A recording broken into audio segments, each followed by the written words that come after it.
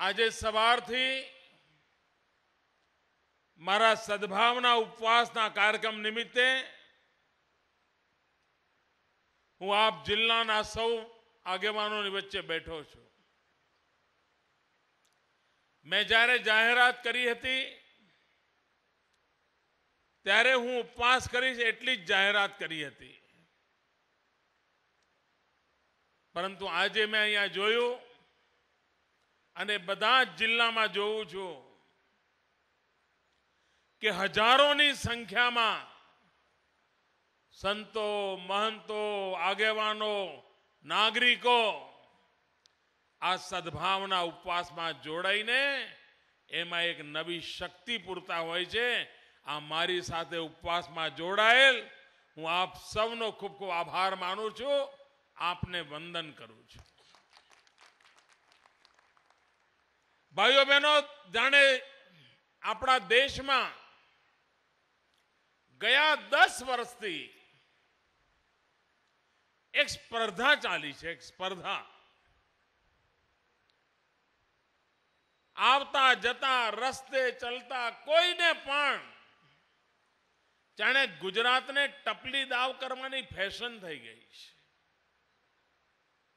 વાર તહેવારે ગુજરાતને નીચું બતાવવું, ગુજરાતને બદબોય કરવી, ગુજરાતની આબરૂને ખરાબ કરવી, એને જાણે કેટલાક લોકોએ ઠેકો લીધો છે. અને એમને એમ લાગે છે કે આ 10 વર્ષ સુધી લગાતાર આક્રમણ ચલાવ્યું છે તો આ દાળ ભાત ખાઉ ગુજરાતીઓ ડરી જશે, ઝૂકી જશે, થાકી જશે, ભાગી જશે. આવી ગણતરીઓમાં ને ગણતરીઓમાં રોજ નવા હુમલા, રોજ નવા આરોપો, આનો જાણે સિલસિલો ચાલ્યો છે. અને બીજી બાજુ ગુજરાતે નક્કી કર્યું છે કે વિકાસના માર્ગથી ચલિત ન થવું. 60 વર્ષથી દેશ વિકાસ માટે કાગડોળે રાહ જોતો બેઠો છે. વિકાસ માટે વલખા મારી રહ્યો છે. ઘરમાં પાણીનો નળ જોઈએ ન મળે, વીજળીનું કનેક્શન જોઈએ ન મળે, રોડ જોઈએ ન મળે, શાળાને બાળકને ભણાવવા માટે શાળા જોઈએ, શાળા ન મળે, શાળા મળે તો શિક્ષક ન મળે, શાળા હોય શિક્ષક હોય શિક્ષણ ન હોય, માંદગી આવે દવાખાનું ના હોય, દવાખાનું હોય તો ડોક્ટર ના હોય, ડોક્ટર હોય તો દવા ના હોય. આખો દેશ 60 વર્ષ થયા ભાઈ આમ ને આમ તરફડતો રહ્યો છે. ગુજરાતે એ નિરાશામાંથી બહાર આવવાનું નક્કી કર્યું.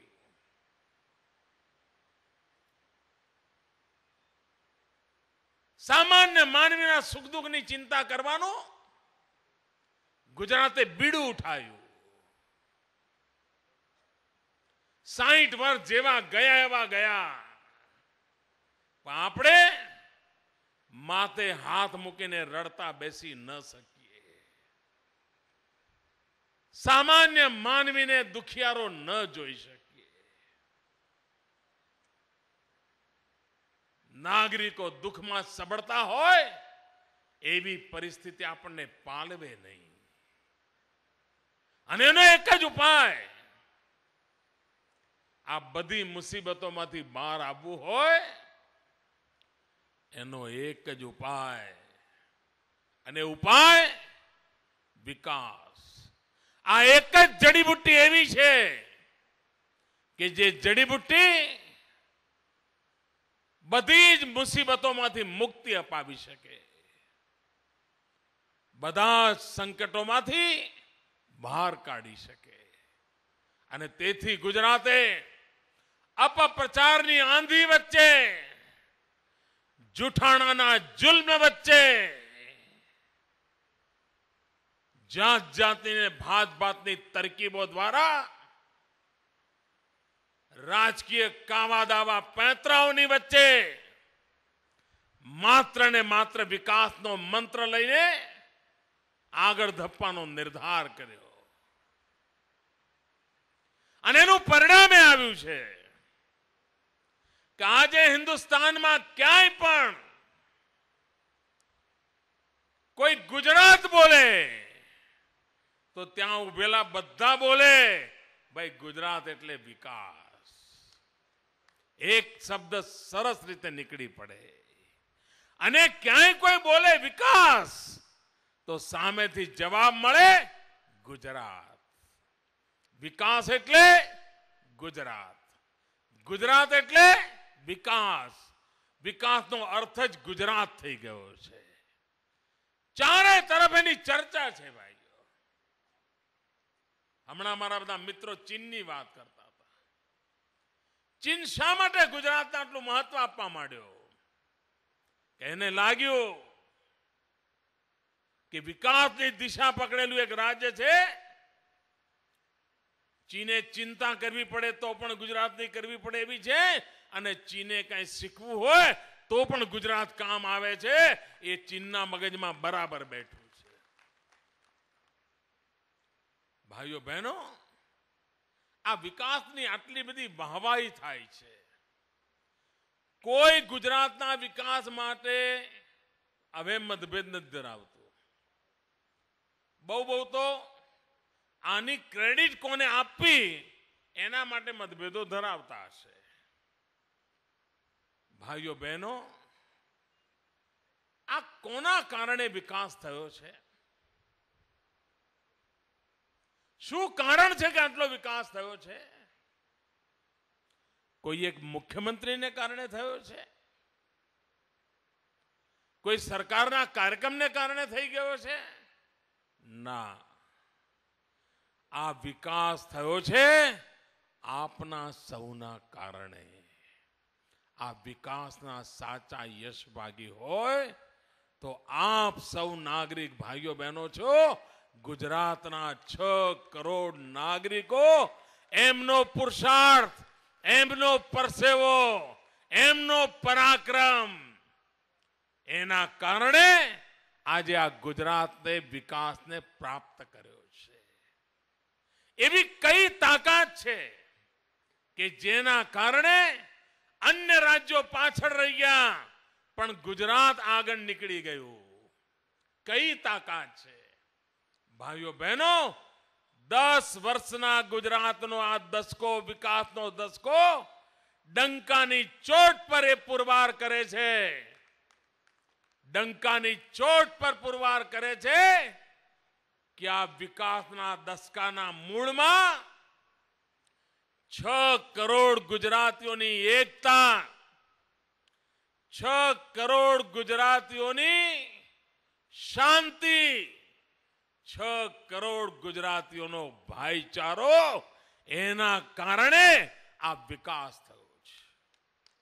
કોઈ કુટુંબ હોય, કુટુંબ હળી મળીને રહેતું હોય, બધા ભાઈઓ, ભાભીઓ, વહુઓ, સાસુ, સસરા બધા હળી મળીને કામ કરતા હોય તો તમે જોયું હશે કે કુટુંબ જોત જોતામાં આગળ નીકળી જાય છે. પણ કોઈ કુટુંબ ખાધે પીધે સુખી હોય, પાંચમાં પૂજાતું હોય, પણ જો ઘરમાં સડો લાગ્યો, ભાઈ ભાઈ વચ્ચે જો તિરાડ પડી, બાપ દીકરા વચ્ચે તિરાડ પડી, સાસુ વહુ વચ્ચે તિરાડ પડી, ભાભી નણંદ વચ્ચે તિરાડ પડી, તો તમે જોજો પાંચમાં પૂજાતું કુટુંબ 2-5 વર્ષમાં તો સાવ ખોખરું થઈ જાય, ખાલી થઈ જાય, ખતમ થઈ જતું હોય છે. ગામનું પણ એવું હોય છે. જે ગામની અંદર એકતા હોય, સુમેળ હોય, ગામના સૌ લોકો સાથે મળીને સમરસ રીતે વ્યવહાર કરતા હોય, એ ગામ તમે જોયું હશે પ્રગતિ કરતું હોય છે. શિક્ષકને પણ થાય કામ કરવું, તલાટીને પણ થાય કામ કરવું, ગ્રામ સેવકને પણ થાય કામ કરવું, આરોગ્યના અધિકારીઓને પણ કામ કરવાનું મન થાય, ખેડૂતને પણ કામ કરવાનું મન થાય, વિદ્યાર્થીઓને પણ મહેનત કરવાનું મન થાય. કારણ ગામમાં વાતાવરણ જ એવું હોય. એકતાના કારણે ગામ પણ સરસ પ્રગતિ કરે છે, એ આપણે જોયું છે. પણ એવા જ કોઈ ગામમાં 1 એકર ચોગડ આવી જાય તો શું થાય? 14 ગામમાં આવી ગયો તો શું થાય? આખું ગામ ખેદાન મેદાન થઈ જાય. તલાટીને ગ્રામ સેવકને લડાઈ દે, શિક્ષકને લડાઈ દે, ગામ ખેદાન મેદાન થઈ જાય. એનું ક્યારેય શક્કરવાર ન વળે. 14 આવે બધું બગાડી જાય. ભાઈઓ બહેનો, જે વાત કુટુંબને લાગુ પડે છે, જે વાત ગામને લાગુ પડે છે, એ જ વાત રાજ્યને પણ લાગુ પડે છે. આજે આ રાજ્યમાં એકતા છે, શાંતિ છે, સલામતી છે, ભાઈચારો છે, સદભાવનાનું વાતાવરણ છે. એના કારણે બધાને કંઈ ને કંઈ સારું કરવાનું મન થાય છે, બધાને આગળ જવાની ઈચ્છા થાય છે, બધાને વિકાસમાં જોડાવાની તાલાવેલી લાગી છે. અને એનું પરિણામ આ છે કે આજે ગુજરાત વિકાસની અંદર આગળ વધ્યું છે. પહેલા શું થતું હતું? ચૂંટણીઓની જ ગણતરી થતી હતી. ચૂંટણીઓની મતપેટી કેવી રીતે ભરાય એના માટે જ સરકારો ચાલતી હતી. નેતાઓ દિવસ રાત આ જ ગણતરી કરતા હતા કે અહીંયા એક ટુકડો નાખો તો એ ટોળું આપણા હાથમાં આવી જશે, અહીંયા બીજો ટુકડો નાખો તો એ ટોળું આપણા હાથમાં આવી જશે. સૌનો સાથ, સૌનો વિકાસ, આ વિચાર એમને ના આવ્યો ભાઈઓ, અને ટુકડા ફેંક્યા. આ ચૂંટણીમાં આમને ટુકડા નાખો, બીજી ચૂંટણીમાં બીજાને ટુકડા નાખો. વર મરો કન્યા મરો, પણ ગોરનું તરભાણું ભરો. આ જ ખેલ ચાલ્યા. ભાઈને ભાઈ સાથે લડાવી દીધો, ભાષાવાદના ઝઘડા કરાયા, પાણીના મુદ્દે રાજ્યો વચ્ચે લડાઈ કરાવી દીધી, ગામડાને શહેર જોડે લડાઈઓ કરાવી દીધી, કોઈને બાકી જ ના રાખ્યા. મુસલમાન હોય તો એમાં પણ શિયાને સુન્ની જોડે લડાઈ દે, સુન્નીને શિયા જોડે લડાવી દે, ખોજાને વોરા જોડે લડાવે, વોરાને ખોજા જોડે લડાવે. આ જ કામ આદિવાસી હોય એને લડાવો, વસાવાને તડવી જોડે લડાવે, તડવીને વસાવા જોડે લડાવે. એમાં જો તડવી મજબૂત થાય તો નાના તડવીને મોટા તડવી ભાગ પાડે પાછા, નાના તડવીને મોટા તડવી જોડે, મોટા તડવીને નાના તડવી જોડે. આ જ ચલાવ્યું એમણે, આ જ ચલાવ્યું ભાઈઓ. વેર વિખેર કરી નાખ્યું બધું, અને એના કારણે બરબાદી આવી છે. આપણે અનુભવથી પુરવાર કર્યું કે કોઈ પણ રાજ્યને જો પ્રગતિ કરવી હોય તો ગુજરાતનો આ મંત્ર શીખજો. એ મંત્ર છે સદભાવનાનો, એ મંત્ર છે એકતાનો, એ મંત્ર છે શાંતિનો, એ મંત્ર છે ભાઈચારાનો. અગર જો એને તમે સ્વીકારશો, આપોઆપ તમે નાના મોટા ઝઘડા ટંટામાંથી બહાર આવશો અને વિકાસનું વાતાવરણ બનશે. અને એકવાર જનતા વિકાસમાં જોડાઈ જાય ને ભાઈ, પછી તો સરકાર બાજુમાં રહી જાય અને બધું કૂદકે ને ભૂસકે ચાલવા જ માંડતું હોય છે. આજે આપણે ત્યાં ચાલે છે. અહીંયા હું ઉભો તો લોકો મને મળવા આવતા હતા, કઈ ને કઈ મારા કાનમાં નાખતા હતા, કઈ ને કઈ. કોઈ કે સાહેબ હું શિક્ષક છું, તમે આજે કન્યા કેળવણીની જ્યોત જલાવી છે ને, આપ ચિંતા ન કરતા, અમે શિક્ષક આલમને જ્યોત જીવતી રાખીશું, અમે જલતી રાખીશું. આ નાની વાત નથી ભાઈ. જવાનીઓ કે સાહેબ ગુજરાતના વિકાસમાં અમારે જે કરવાનું હોય કહેજો. નાની નાની દીકરીઓ કે મને પણ આશીર્વાદ આપો, અમારે પણ સમાજ માટે કંઈક કરવું છે. આ નાની વાત નથી મિત્રો. કેટલાક લોકોને આ ઉપવાસ રાજકીય ચશ્માથી જોવાની ટેવ પડી ગઈ છે. જે લોકો રાજકીય ચશ્માથી જોશે ને એમને આ ઉપવાસની તાકાત દેખાવાની નથી ભાઈઓ. એમાં સમાજની શક્તિનું ઔષધ કેવું છે એમને ક્યારેય દેખાવાનું નથી. અને તેથી ભાઈઓ બહેનો આ વિકાસનો મંત્ર લઈને અમે ચાલ્યા છીએ અને એના પરિણામો કેવા છે. અહીંયા એક બેન સખી મંડળોનું વર્ણન કરતી હતી. પાછી કહે છે કે અમે ભણેલા નથી પણ અમે અમારા સખી મંડળનો કારોબાર કોમ્પ્યુટરથી ઈ-ગવર્નન્સથી ચલાવીએ છીએ. ઈ-ગવર્નન્સ હજુ હિન્દુસ્તાનની સરકારને ઈ-ગવર્નન્સ કયા ખૂણામાં છે એની ખબર નથી. આ ગુજરાતના આદિવાસી નર્મદા જિલ્લાની એક અભણ બેન એમ કે છે કે અમે અમારું સખી મંડળનો કારોબાર ચલાવવા માટે કોમ્પ્યુટર લાવ્યા છીએ અને ઈ-ગવર્નન્સથી અમે અમારું કારોબાર ચલાવીએ છીએ. ભાઈઓ બહેનો આ વિકાસ આને કહેવાય. પણ એમને સમજણ નહીં પડે ભાઈઓ. અને એમને સમજાવવામાં મહેનત કરવા જેવી છે જ નહીં. એ ભલે ત્યાં રહે એ જ સારું છે. આગા પાછા થવા જ નથી દેવા ભાઈઓ. ભાઈઓ બહેનો આપણે ગુજરાતને કૂદકને ભૂસકે આગળ લઈ જવું છે. આપ વિચાર કરો, જે લોકો અમારો હિસાબ માંગવા નીકળ્યા છે, જે આદિવાસીઓના નામે વોટ ભેગા કરતા હતા, જે લોકો આદિવાસીઓને મુખ્યમંત્રી બનાવે છે એમ કહીને આદિવાસીઓની આંખમાં ધૂળ નાખતા હતા, મારે એમને પૂછવું છે શું આદિવાસી બાળકોને ડોક્ટર થવાની ઈચ્છા ન થાય? શું આદિવાસી બાળકોને એન્જિનિયર થવાની ઈચ્છા ન થાય? પણ એને એન્જિનિયર થવું હોય, ડોક્ટર થવું હોય તો 12મા ધોરણમાં વિજ્ઞાનમાં એને પાસ થવું પડે. આ કોંગ્રેસે આદિવાસી તાલુકાઓમાં એક પણ વિજ્ઞાનની શાળા 40 વર્ષમાં બનાવી નહોતી ભાઈઓ. 40 વર્ષમાં એક પણ આદિવાસી વિસ્તારમાં વિજ્ઞાનની શાળા નહોતી બનાવી. આ મારી સરકારના ધ્યાનમાં આવ્યું અને ભાઈઓ બહેનો આજે ગુજરાતના પ્રત્યેક આદિવાસી તાલુકામાં 12મા ધોરણ માટે વિજ્ઞાનની શાળાઓ બનાવી અને હવે એમાંથી ઢગલા બંધ આદિવાસી એન્જિનિયરો બનશે, ઢગલા બંધ આદિવાસી ડોક્ટરો બનશે. પ્રગતિ આમ કરાય ભાઈઓ. પણ એમને કરવી નથી. એ તો કેવું કરતા હતા, આદિવાસીઓને કલ્યાણ કરવું શું કરે? લોન આપે. લોન શેની લોન આપે? મરઘા બતકાની લોન આપે. આદિવાસીને લોન આપે કે લે, પછી એને સમજાવે કે આ લોન લે, 5 મરઘા લાવજે, એમાંથી આટલા ઈંડા થશે, આટલા ઈંડામાંથી આટલા મરઘા થશે, એમાંથી આટલા ઈંડા થશે, એ ઈંડા વેચીશ આટલા રૂપિયા આવશે, ફરી ઈંડામાંથી મરઘા થશે, ફરી ઈંડા વેચીશ આટલા રૂપિયા આવશે અને તારા તો લીલા લહેર થઈ જશે.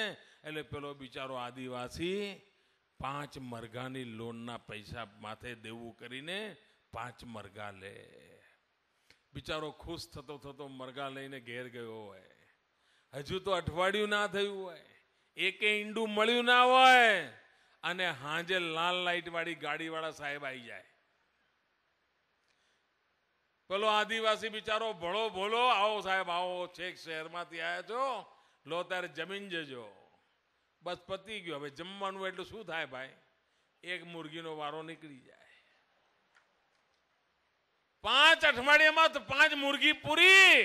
ન ઈંડું થાય, ન આદિવાસીનો વિકાસ થાય અને 5 મરઘીની લોન ભરવા માટે એને વલખા મારવા પડે. આ જ એમણે ધંધા કર્યા છે ભાઈઓ. અમે આદિવાસી છોકરાઓને વિદેશમાં ભણવા માટે મોકલીએ છીએ. અમે આદિવાસીને ટ્રેક્ટર લાવવા માટે લોન આપીએ છીએ, ટેમ્પો લાવવા માટે લોન આપીએ છીએ, રિક્ષા લાવવા માટે લોન આપીએ છીએ. એને પગભર કરવાનું કામ કરીએ છીએ. પણ આ એમને સૂજ્યું નહોતું. એમને મરઘા બતકા પકડાવી દઈને આદિવાસીને એમ સબળતો રાખવો, એ જ ખેલ કર્યા હતા. આ વિચાર કરો, મારી આદિવાસી બહેનો સખી મંડળો ચલાવે છે. અહીંયા હું આ પ્રદર્શન જોવા ગયો હતો. સખી મંડળની અંદર એ લોકો ઉત્પાદન કરે છે, બધો માલ મને બતાવતા હતા. 15 બહેનો, 10 બહેનો, 20 બહેનો સખી મંડળ બનાવ્યા છે. રોજનો રૂપિયો જમા કરે છે, કોઈ 2 રૂપિયા જમા કરે છે, કોઈ મહિને 10 રૂપિયા જમા કરે છે, અને એમાંથી પૈસા જમા કરીને વહીવટ કરે છે. 6 મહિના વહીવટ બરાબર ચાલે તો સરકાર એની અંદર રૂપિયા ઉમેરે છે, બેંકમાંથી લોન અપાવે છે. અને ભાઈઓ બહેનો, મારા જે ગર્વ સાથે કહેવું છે કે ગુજરાતમાં ગરીબીની રેખા નીચે જીવનારી 2.5 લાખ બહેનોના આવા સખી મંડળો, 2.5 લાખ સખી મંડળો ચાલે છે. 25 લાખ જેટલી ગરીબ પરિવારની બહેનો એની સભ્ય બની છે, અને કેટલા રૂપિયાનો કારોબાર કરે છે તમે અંદાજ કરી શકો છો? ભાઈઓ, ભૂલા પડે તમે વિચારશો તો ખોટા પડશો. આજે ગુજરાતની ગરીબીની નીચે રહેનારી બહેનો 1400 કરોડ રૂપિયાનો કારોબાર કરે છે. 1400 કરોડ રૂપિયા, 1400 કરોડ રૂપિયાનો કારોબાર આ ગુજરાતના ગામડામાં આદિવાસી વિસ્તારમાં રહેનારી મારી ગરીબીની રેખા નીચે વહેનારી બહેનો એનો કારોબાર કરે છે. અને એમાંથી કોઈ બહેનો ભેંસ લાવે છે, કોઈ સીવવાનો સંચો લાવે છે, કોઈ છોકરાના ભણાવવા માટે ફી ભરે છે, કોઈ વ્યાજે પૈસા લીધા હોય તો વ્યાજ ચૂકમાંથી મુક્ત થવા માટે એ રૂપિયા ચૂકવીને સ્વતંત્ર બને છે. અનેક બધા કારોબાર કરે છે. કોઈ હસ્તકલાનું કામ કરે છે, કોઈ અગરબત્તી બનાવવાનું કામ કરે છે, કોઈ મીણબત્તી બનાવવાનું કામ કરે છે, કોઈ રમકડા બનાવવાનું કામ કરે છે, અને 1400 કરોડ રૂપિયાના માધ્યમથી હજારો કરોડ રૂપિયાના માલનું વેચાણ કરે છે. આવનારા દિવસોમાં મારું સપનું છે, આવનારા દિવસોમાં મારું સપનું છે આ મારી ગરીબ પરિવારની આદિવાસી બહેનો, ગરીબ બક્ષીપંચની બહેનો, ગરીબ પરિવારની બહેનો, વિધવા બહેનો, એમના હાથમાં આજે 1400 કરોડ રૂપિયા છે. એ રકમ મારે 5000 કરોડ રૂપિયા પહોંચાડવી છે. 5000 કરોડ રૂપિયા. આ કોંગ્રેસના રાજમાં ગુજરાતનું બજેટ 5000 કરોડ રૂપિયા નહોતું ભાઈઓ. ક્યારે આખા ગુજરાતનું બજેટ 5000 કરોડ નહોતું. આ સરકાર ગરીબીની રેખા નીચે જીવનારી બહેનોના હાથમાં 5000 કરોડ રૂપિયાની માતબર રકમ મૂકવાની છે. અને ગામડું આર્થિક પ્રવૃત્તિ કરતું થાય, ગરીબ બહેનો આર્થિક પ્રવૃત્તિ કરતી થાય, એની દિશામાં વિચાર કર્યો છે. ભાઈઓ બહેનો, આજે જ્યારે નર્મદા જિલ્લામાં સદભાવના મિશનના ઉપવાસ નિમિત્તે બેઠો છું ત્યારે માં નર્મદા મૈયાના આશીર્વાદ મળી રહ્યા છે. આટલા ભોળા ભાળા આશીર્વાદ આદિવાસી ભાઈઓએ મને લાખ લાખ આશીર્વાદ આપ્યા છે. આપનું જેટલું ઋણ ચૂકવવું એટલું ઓછું છે, આપની જેટલી સેવા કરવું એટલી ઓછી છે. આજે હું અહીંથી વધુને વધુ સેવા કરવાની તાકાત લઈને જઈ રહ્યો છે. આપે મારી જોડે હાથ મિલાવીને મારામાં શક્તિનો સંચાર કર્યો છે. આપે મને આશીર્વાદ આપીને આ સમાજ માટે, દેશ માટે મરી ફીટવાની તાકાત આપી છે. આ સદભાવના ઉપવાસમાંથી મને સમાજ માટે જીવવા મરવાની એક નવી શક્તિ મળી રહી છે. અને એ શક્તિ આપવા માટે આટલી મોટી સંખ્યામાં જ્યારે આદિવાસી ભાઈઓ આવ્યા છે, ત્યારે રાજપીપળાના નાગરિકો આવ્યા છે, ત્યારે રાજપીપળાના વિકાસને માટે, નર્મદા જિલ્લાના વિકાસને માટે આજે હું જાહેરાત કરું છું 333 કરોડ રૂપિયાના નવા કામો, 333 કરોડ રૂપિયાના નવા કામો આ મારા નર્મદા જિલ્લા આદિવાસી જિલ્લાના વિકાસ માટે, નર્મદા જિલ્લાના 83 ગામોના વનવાસી પરિવારોને ઘેર ઘેર પીવાનું ચોખ્ખું પાણી મળે એ માટે 4 નવી પાણીની જૂથ યોજનાઓ, એના માટે 40 કરોડ રૂપિયા. ગરીબીની રેખા નીચે જીવતા બીપીએલ ઘર વિહોણા મારા આદિવાસી પરિવારો માટે લગભગ 9,500 કરતા વધારે મકાનો બનાવવા માટે 44 કરોડ રૂપિયાની ફાળવણીની જાહેરાત કરું છું. આદિજાતિ પેટા યોજના અંતર્ગત આ વર્ષે 30 કરોડના ખર્ચે 2005 જેટલા સુવિધા વિકાસના કામો શરૂ કરવા માટેની યોજના કરીશું. આદિવાસી વિસ્તારમાં પ્રાથમિક શાળાઓમાં વનવાસી પરિવારોના સંતાનો હવે જ્યારે ભણવામાં રસ લેવા માંડ્યા છે, ત્યારે વધતી જતી સંખ્યા થવા માંડી છે, ત્યારે એક પણ બાળક મારું રહી ન જાય, નવા શાળાના ઓરડા બનાવીશું અને ભવિષ્યમાં ઓછા ન પડે એનો પ્રબંધ કરીશું. અને લગભગ 300 ઓરડા બનાવવા માટે 13 કરોડ રૂપિયા ફાળવીને આદિવાસીઓના ભણતરને સુનિશ્ચિત કરવામાં આવશે. 15 કરોડ રૂપિયાના ખર્ચે નર્મદા જિલ્લામાં 9 જેટલી નવી માધ્યમિક શાળાઓનો આરંભ કરવામાં આવશે, જેથી કરીને મારી બેન દીકરીઓ, મારા નવજવાન મિત્રો જે આગળ ભણવા માંગે છે એમને આ માધ્યમિક શાળાનું શિક્ષણ મળી રહે. એટલું જ નહીં, આંગણવાડી નંદઘર બનાવવા માટે 107 ગામની અંદર આંગણવાડીનું જુદું મકાન બનાવવા માટે લગભગ 7 કરોડ રૂપિયા વાપરવાનો નિર્ધાર કર્યો છે. આદિવાસી વિસ્તારમાં આરોગ્ય સેવા વધુ વ્યાપક બનાવવા માટે સિવિલ હોસ્પિટલમાં આધુનિક બાંધકામ માટે વધુ રૂપિયા 15 કરોડ આપવાની જાહેરાત કરું છું. નર્મદા જિલ્લામાં 2050 જેટલા કુવાઓને વીજળીકરણ કરવા માટે જોડાણ આપવામાં આવશે.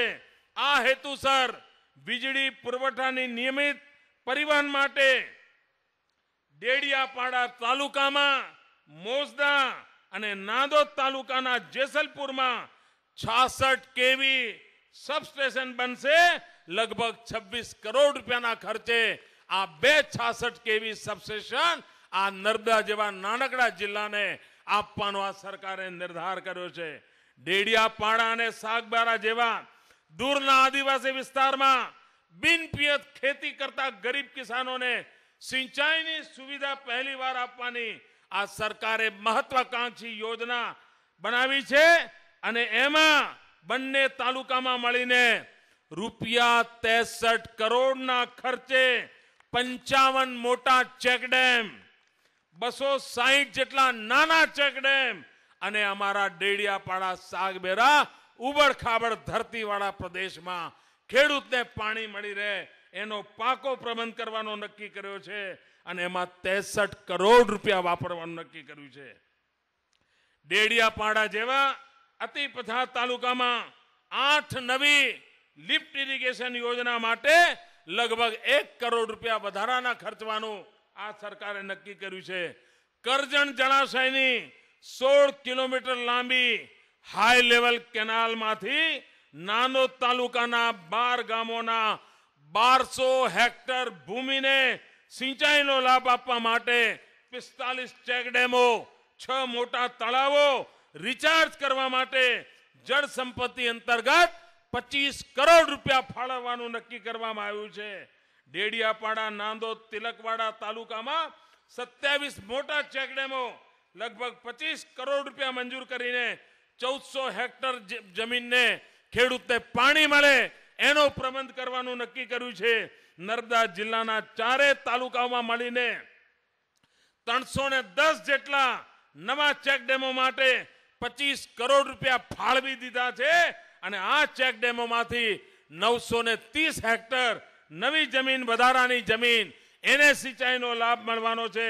કરજણ જળાશય આધારિત 14 જેટલી લિફ્ટ ઇરિગેશન યોજના ડિસેમ્બરથી શરૂ કરવાનું આયોજન છે. અને એના માટે પણ લગભગ 4 કરોડ રૂપિયા મંજૂર કર્યા છે. આનો લાભ નાંદોદ, સાગબારા, ડેડિયાપાડા તાલુકાના લગભગ 550 હેક્ટર જમીનને એનો લાભ મળે. આમ આજના મારા સદભાવના ઉપવાસ નિમિત્તે આ જિલ્લાને 333 કરોડ રૂપિયાની માતબર રકમ આપણા ચરણોમાં વિકાસને માટે, ખેડૂતનું કલ્યાણ કરવા માટે, બાળકોના શિક્ષણને માટે, ચેકડેમોનું નિર્માણ કરવા માટે વાપરવાનો નિર્ધાર કરું છું. ફરી એકવાર આપે આટલી મોટી સંખ્યામાં આવી, હજારોની તાદાદમાં આટલી મોટી સંખ્યામાં આવીને આ સદભાવના મિશનને સફળ બનાવ્યો છે. રાજ્યનો સાવ નાનકડો જિલ્લો, એમાં આટલો બધો તરબડાટ હોય, આપ અંદાજ કરી શકો છો કે આ રાજ્યની જનતા એકતા માટે, શાંતિ માટે, ભાઈચારા માટે, સલામતી માટે કેટલી પ્રતિબદ્ધ છે. દુનિયાભરમાં ગુજરાતની ટીકા કરનારાઓ આમાંથી સબક શીખશે એવો મારો વિશ્વાસ છે. જય જય ગરવી ગુજરાત, જય જય ગરવી ગુજરાત. ખૂબ ખૂબ